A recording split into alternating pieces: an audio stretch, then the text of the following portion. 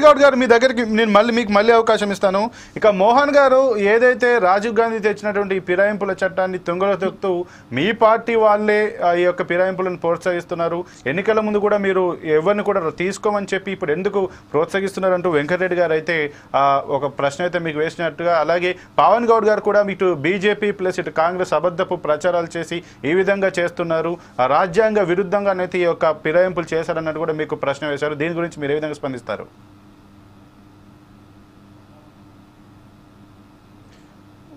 మోహన్ గారు మీ voice mute లో ఉంది సార్. నేనేమంటున్నా, ముందుగా మా సిస్టర్ కి పార్టీకి మాట్లాడే నైతికత లేదు, వాళ్ళకి నైతికత లేదు కాబట్టి మా చెల్లెమ్మ కొద్దిగా అగ్రెసివ్ రోల్ చేస్తుంది.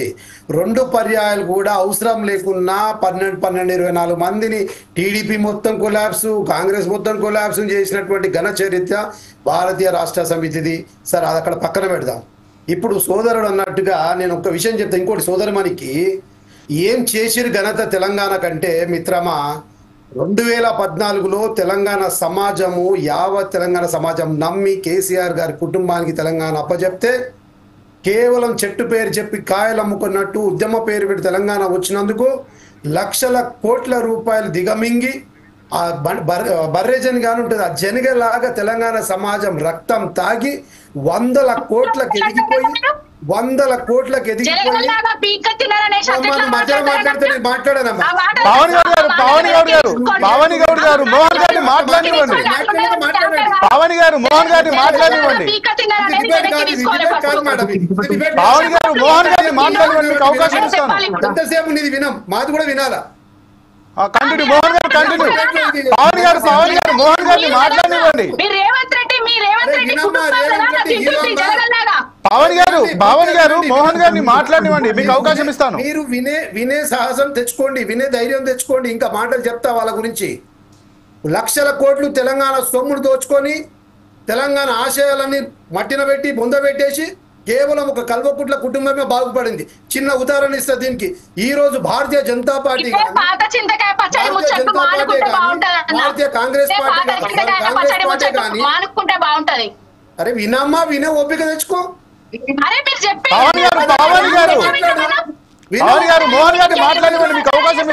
వినకపోతే ఎట్లా? నేను సాక్ష్యాలు ఇస్తా, మీకు సాక్ష్యాలు ఇస్తా. ఒక్క నిమిషం లైన్ ఇప్పుడే చెప్తా.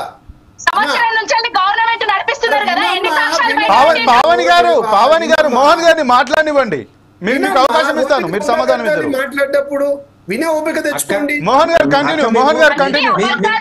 అక్క ఒక్క నిమిషం. మోహన్ గారు మీరు కంటిన్యూ చేయండి. మీకు టైం వచ్చినప్పుడు బ్రదర్ మీరు మోహన్ గారు మీరు కంటిన్యూ చేయండి.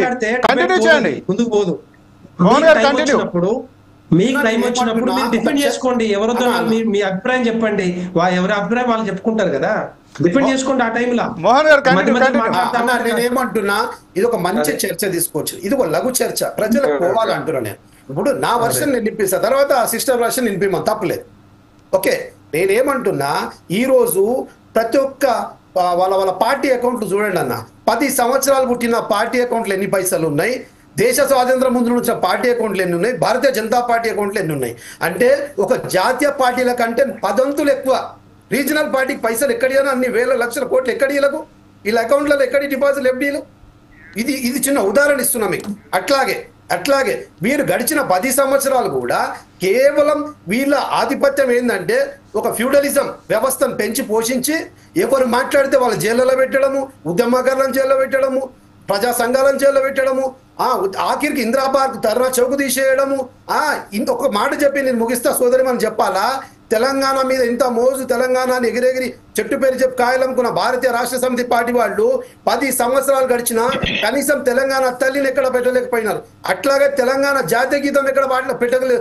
దీని ఏమంటారు, ప్రభుత్వ పరంగా అధికారికంగా లాంచ్ చేయలేకపోయినారు. కానీ వచ్చిన రేవంత్ రెడ్డి గారు 3 నెలల లోపలనే తెలంగాణ తల్లి విగ్రహాన్ని సెక్రటరీలో గుండెలో మొత్తం తెలంగాణ రాష్ట్ర గుండెకాయ లాంటి సెక్రటరీలో పెట్టడం జరిగింది.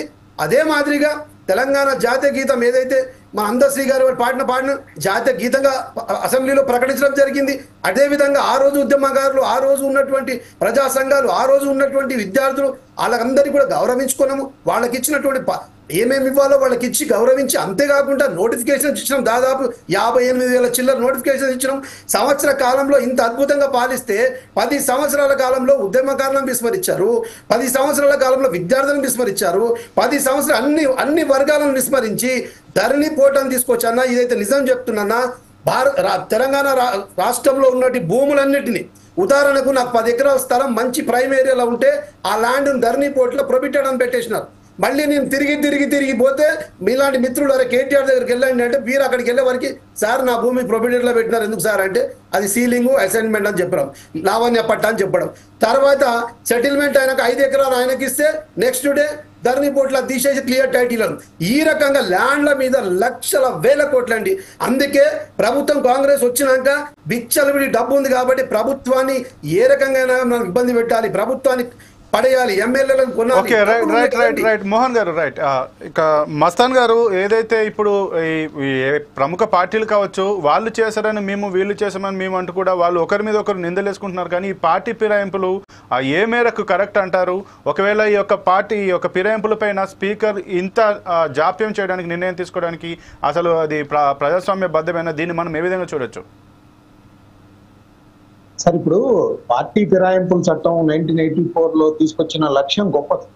అప్పట్లో మీరు చూసే ఉంటారు, 1984లో ఆంధ్రప్రదేశ్, ఉమ్మడి ఆంధ్రప్రదేశ్లో ఎన్టీ రామారావు అమెరికా వెళ్తే నాదెండ్ల భాస్కర్ రావు గారు వాళ్ళ ఎమ్మెల్యేలో కొంత భాగం చీలిస్తే, అప్పట్లో కాంగ్రెస్ పార్టీ అనైతికంగా సపోర్ట్ చేసి అప్పుడున్న గవర్నర్ ద్వారా ప్రభుత్వాన్ని కూడా ఏర్పాటు చేసిన పరిస్థితి. అప్పుడు ప్రజా ఉద్యమం ఊయెత్తున లేచి ఎవరైతే ఫిరాయించారో వాళ్ళందరి మీద దయాశుద్ధి చేసిన పరిస్థితి కూడా ఉంది కొంతమంది ఎమ్మెల్యేల మీద అప్పట్లో. సో ఆ నేపథ్యంలోనే 1985లో ఫిరాయింపులు నిరోధ చట్టం, దానికి ఏంటంటే రాహుల్ గాంధీ గారికి అప్పట్లో 400 పైగా స్థానాలు వచ్చాయి పార్లమెంట్ లో, ఆ లోక్సభకు సంబంధించి. సో ఇవన్నీ నేపథ్యంలో వచ్చాయి. ఆ తర్వాత కాలంలో చూసినట్టయితే పివి నరసింహారావు గారు కూడా సంకీర్ణ ప్రభుత్వానికి నిలబెట్టుకుంటానికి తెలుగుదేశం పార్టీలో 6 చీల్చిన పరిస్థితి కూడా ఉంది. ఆయన పెద్ద గొప్ప నాయకుడు అని చెప్తారు కానీ సంకీర్ణ ప్రభుత్వం నిలబెట్టుకోవాలంటే ఆ రోజు ఆ పరిస్థితిలో తెచ్చారు.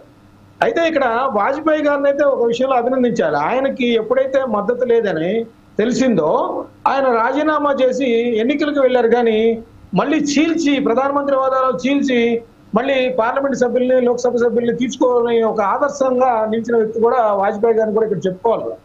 అయితే ఆ తర్వాత ఇప్పుడు మహారాష్ట్రలో కానీ, గోవాలో కానీ, త్రిపురలో కానీ బీజేపీ, లేకపోతే కర్ణాటకలో కానీ కొన్ని సందర్భాల్లో చేసిన రాజకీయ ఎత్తుగడలో భాగంగా, అప్పట్లో చాలా రాష్ట్రాల్లో బీజేపీ తక్కువ రాష్ట్రాల్లో ఉండేది, కాంగ్రెస్ పార్టీ ఎక్కువ రాష్ట్రాల్లో అధికారంలో ఉండేది.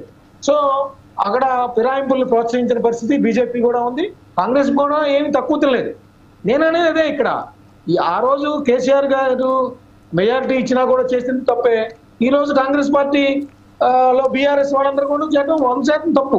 అయితే ఇక్కడ ఆ ఫిరాయింపులో నిరోధక చట్టంలో ఉన్న లొసుగులు ఏదైతే ఆధారంగా వీళ్ళందరూ మళ్ళీ ఫిరాయింపు చేస్తూ ఆ చట్టానికి తుట్లు పొడుస్తూ ఉన్నారో, ఆ లొసుగులన్నింటినీ కూడా మరింత పకడ్బందీగా సవరణ చేసి మరింత మంచి చట్టాన్ని తేవకపోతే ఇట్లాంటి ఫిరాయింపులు ప్రోత్సహిస్తూనే ఉంటాయి జాతీయ పార్టీలు. కానీ ఇప్పుడు మనకి మహిళా రిజర్వేషన్ బిల్లు ఉందండి, అన్ని పార్టీలకు ఇష్టం లేదు మహిళలకు రిజర్వేషన్ కల్పించాలనే ఇది. అందుకని ఆ మహిళా రిజర్వేషన్ బిల్లు ఇప్పటికి దాదాపు 2 దశాబ్దాలుగా అట్లా లోక్సభలో నానుతూనే ఉంది. అదేవిధంగా ఇక్కడ ఫిరాయింపుల నిరోధక చట్టానికి ఏ రాష్ట్రాల్లో ప్రభుత్వాన్ని పడేయాలంటే అక్కడ అవసరం ఉంది. అందువల్ల ఆ చట్టాన్ని పకడ్బందీగా రూపొందించే పరిస్థితిని ఏ రాజకీయ పార్టీలు తేవట్లేదు. ఖచ్చితంగా ప్రజాస్వామ్యం మనుగడ సాధించాలంటే ఒక గుర్తు మీద గెలిచిన ఎమ్మెల్యే మరో గుర్తు మీద గెలిచిన పార్టీలోకి వెళ్తున్నాడంటే ఖచ్చితంగా రిజైన్ చేయాలనే ఒక ఖచ్చితమైన నిబంధన పెట్టందే ఇలా ఫిరాయించే వాళ్ళ సంఖ్య పెరుగుతూనే ఉంటుంది. అది డబ్బుల కోసం ప్రలోభాలు అవ్వచ్చు, లేదా మంత్రి పదవుల కోసం అవ్వచ్చు, ఇంకేదన్నా పదవుల కోసం అవ్వచ్చు, ఇవన్నీ జరుగుతూనే ఉంటాయనేది నా ఉద్దేశం. ఖచ్చితంగా ఆ ఫిరాయింపుల నిరోధక చట్టానికి మరింత పకడ్బందీగా రూపొందించి సవరణ చేసి ఇట్లాంటి విపరీతాలు జరగకుండా, ఇట్లాంటి అనైతిక కార్యకలాపాలు జరగకుండా చూడాల్సిన బాధ్యత అటు చట్టపరంగా ఉంటే, ఆయా పార్టీల అధినేతలు ఎవరైతే ఉన్నారో వాళ్ళు కూడా ప్రజాస్వామ్యం హితంగా ఆలోచించి ఆ విధమైన బిల్లుకి చట్టం పటిష్టతకు దోహదపడాల్సిన అవసరం ఉందనేది నేను చెప్తాను. ఓకే రైట్ మస్తాన్ గారు, ఇక ఈ అంశానికి సంబంధించి ఫైనల్గా మనకు సమయం తక్కువ ఉంది కాబట్టి ప్రతి సభ్యుడు కూడా కంక్లూడ్ చేయవలసిన కోరుతున్నాం. పవన్ గారు. సమయం తక్కువ ఉన్నది అంటారు. మా కాంగ్రెస్ నాయకుడు అన్నగారు చాలా క్వశ్చన్లు వేసిండ్రు నాకు. తెలంగాణ సెక్రటేరియట్ అన్నాడు, తెలంగాణ తల్లి విగ్రహం అన్నాడు, ఏదో అంటున్నాడు, ఏదో మాట్లాడిండ్రు. తెలంగాణ రాష్ట్ర ప్రజలకు 420 రోజులు అయినా కూడా 6 గ్యారంటీలను 420 హామీలను అమలు చేయలేని అసమర్థ ప్రభుత్వం కాంగ్రెస్ ప్రభుత్వం. కాంగ్రెస్ పార్టీ, కాంగ్రెస్ సర్కారు అంటే రేవంత్ రెడ్డి అనేటైన అధికారంలోకి వచ్చిన తర్వాత తెలంగాణ ప్రజలు ఏ విధంగా ఇబ్బంది పడుతున్నారో అందరికీ తెలుసు. ఇంకొకటి, రేవంత్ రెడ్డి పూటకో మాట మాట్లాడతాడు. అప్పుడేమో వేరే ఎమ్మెల్యేలను మా పార్టీలో చేర్పించుకోము అది ఇదని మాట్లాడిండు. ఎమ్మెల్యేలను ప్రభుత్వంలో లేనప్పుడు కూడా ఎమ్మెల్యేలను కొనుగోలు చేసే వ్యవహారాలు చేసిండు. ఓటుకు నోటు దొంగ కేసులు అడ్డంగా బుక్ అయిపోయిండు. ఇప్పుడు ఆయనకు రాజ్యాంగం అన్నా చట్టం అన్నా దేని మీద విలువ లేదు, ప్రజల మీద కూడా విలువ అంటే ఆయనకు ప్రజల మీద కూడా ఆయన మీద ప్రజలకు నమ్మకం లేదు, నమ్మకాన్ని కోల్పోయిండు. రాబోయే ఎన్నికలల్లా 8 వంచుకున్న రెండు ఏవైతే జాతీయ పార్టీలు ఉన్నారో తెలంగాణ రాష్ట్రానికి 10 సంవత్సరాల నుంచి బీజేపీ అన్యాయం చేసింది. ఈ కాంగ్రెస్ పార్టీ కూడా అధికారంలోకి వచ్చి తెలంగాణ రాష్ట్రానికి, రాష్ట్ర ప్రజానికానికి అన్యాయం చేస్తున్నది. 8 మంది ఎంపీలను ఇచ్చినా కూడా ఒక్క బడ్జెట్ లో ఒక్క రూపాయి కూడా తీసుకురాలేదు. ఇప్పుడు రాబోయే ఉప ఎన్నికలల్లా స్థానిక సంస్థల ఎన్నికలల్లా ఏ ఎన్నికలు వచ్చినా కూడా బీఆర్ఎస్ పార్టీకి బ్రహ్మరథం పట్టపోతున్నారు. తెలంగాణ రాష్ట్రానికి బీఆర్ఎస్ పార్టీ కంక్లూడ్ చేయండి. అదే చెప్తున్నాను కదా, ఇప్పుడు రాబోయే ఉప ఎన్నికలు రావడం తథ్యం. ఆ ఉప ఎన్నికలల్లా కాదమ్మా, మీలాంటి కార్యకర్త కష్టపడితే నాకే బాధ. చచ్చిపోయిన తల్లి అది లేవదు, అయిపోయింది. వేరే ఆలోచించుకోండి. అన్నా చచ్చిపోయింది అది అని మాట్లాడేటోళ్ళే రేపు మా పార్టీ అధికారంలోకి వచ్చినాక ఎన్ని మాటలు మాట్లాడతారు, ఏం చేస్తారు అనేది తెలుస్తుంది. ఇంకొకటన్నా, మీరు ఇప్పుడు కేటీఆర్ అన్న మీద ఒక మాట మాట్లాడిండ్రు. 10 ఎకరాల భూమి ఉన్నది, 5 ఎకరాలు నాకు రాసిస్తేనే నా ల్యాండ్ సంతోషారు. ఒక్క నిమిషం, ఆ వ్యాఖ్యలు ఎక్కడన్నా అంటే ఆ భూమి ఎక్కడిది అవన్నీ వివరాలు నాకు గనక ఇచ్చేది ఉంటే మరి ఎవరు చేసిండ్రు ఏంది అనేది దాని మీద కూడా చర్చ కొనసాగిద్దాం. ఇలాంటి నిందారోపణలు అనుకోండి ఇప్పటికైనా ఇదే జరిగింది. నిజమైతే బయట పెట్టండి. ఇలాంటి ఇదే జరిగింది. మోహన్ గారు టాపిక్ డైవర్ట్ అయిపోతుంది. చెప్పండి, బయట పెట్టండి. ఓకే రైట్ పవన్ గారు, ఇక ఏదేమైనా ఈ నెల 10న అయితే సుప్రీంకోర్టు ఈ బీఆర్ఎస్కి సంబంధించి ఆ బీఆర్ఎస్ పార్టీ నుంచి కాంగ్రెస్లోకి ఎవరైతే ఫిరాయింపు చేయారో వాళ్ళ యొక్క నిర్ణయాన్ని అయితే తీసుకునే అవకాశం ఉంది. ఆ నిర్ణయం వచ్చిన తర్వాతకైతే ఇటు స్పీకర్ ఏ రకమైనటువంటి నిర్ణయం తీసుకుంటారనేది కూడా మనకైతే తెలియాల్సిన అవసరం ఉంది. ఏదేమైనా ఈ నెల 10 తారీఖున మాత్రం ఈ సుప్రీంకోర్టు అయితే ఈ యొక్క ఫిరాయింపులపైన అయితే నిర్ణయం తీసుకున్నట్టుంది. ఇది ఇవాళ 4 సైడ్స్ టీవీ పొలిటికల్ థాట్ కార్యక్రమం. మళ్ళీ రేపటి పొలిటికల్ థాట్లో మరో అంశంతో కలుద్దాం. చూస్తూనే ఉండండి 4 సైడ్స్ టీవీ.